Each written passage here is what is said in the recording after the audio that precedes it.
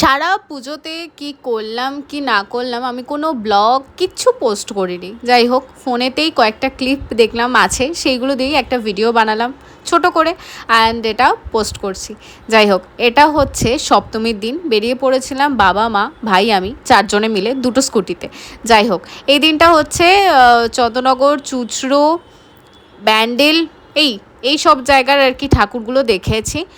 আর বেরিয়েছিলাম মোটামুটি রাত করে 9টা এরকম, আর বাড়ি ঢুকেছি 1টা এরকম করে। তো এই টাইমের মধ্যে আমাদের অলমোস্ট সব কটা ঠাকুর দেখা হয়ে গেছে। আর এই হচ্ছে আমাদের এখন খাওয়া দাওয়ার পর্ব। আমি একটা চিকেনের একটা কিছু নিয়েছিলাম, আর বাবা আর মা ওদিকে রোল ছাড়া ওনারা আর কিছু খান না বাইরে বেরোলে, তো তাই জন্য ওখানে রোল খাচ্ছিল। এই সমস্ত খেয়ে, এটা হচ্ছে চুঁচড়োর সাইড।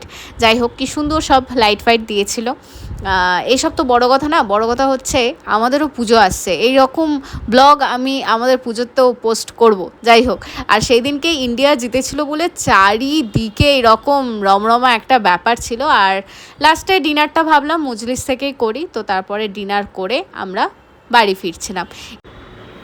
আর এটা হচ্ছে চন্দ্রনগরের সবচেয়ে বড় দুর্গা ঠাকুর করেছিল, যেটা যেটা হচ্ছে হাটখোলার সপ্ত সম্মিলনী পূজা কমিটি।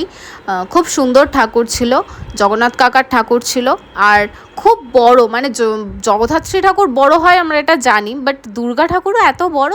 যাই হোক, এই সব ঠাকুর দেখে সেই সমস্ত ঠাকুরের ভিডিও তো তোমরা এর আগে দেখেইছো, সেগুলো আমি আলাদা আলাদা করে পোস্ট করেছিলাম। এই কিছু ভিডিও বাকি ছিল যেগুলো আমি একটা ব্লগের মাধ্যমে জাস্ট পোস্ট করলাম। আর এই যে বাড়ি চলে এসেছি, আর এটা হচ্ছে তার পরের দিনেরও মানে ভিডিও, যেটা হচ্ছে সপ্তমীর দিন আমি আর ভাই বেরিয়ে পড়েছিলাম জাস্ট বাগানবাটি ঠাকুরটা দেখবো বলে। বাগানবাটি দেখেছি, তার সাথে নবগ্রামের দুটো ঠাকুর দেখেছি। আর নবগ্রাম গেছিলাম কেন, তার কারণ হচ্ছে আমার ভয়েস ওখানে চলছিল, সেটা শুনতেই গেছিলাম। যাই হোক, নিজের ভয়েস শুনতে কার না ভালো লাগে বলো তো। এই জগদ্ধাত্রী পুজো আসছে, কিছু কিছু বারোয়ারির কাজ করব, সেই প্রত্যেকটা বারোয়ারিতে গিয়ে ভয়েসগুলো শুনবো, খুব ভালো লাগে। যাই হোক, এখন আমরা চিকেন রোল খাচ্ছিলাম। চিকেন রোল খাওয়ার পর এদিকেরও আরও কয়েকটা সুন্দর সুন্দর ঠাকুর দেখেছি। সপ্তমীর রাতে বেরোলাম আমরা প্রায় 8টা সাড়ে 8টা, কিন্তু বাড়ি ঢুকতে আমাদের 12টা বেজে গেছিলো। এই এতক্ষণ ধরে শুধু চন্দ্রনগরের কটা ঠাকুরই দেখেছিলাম।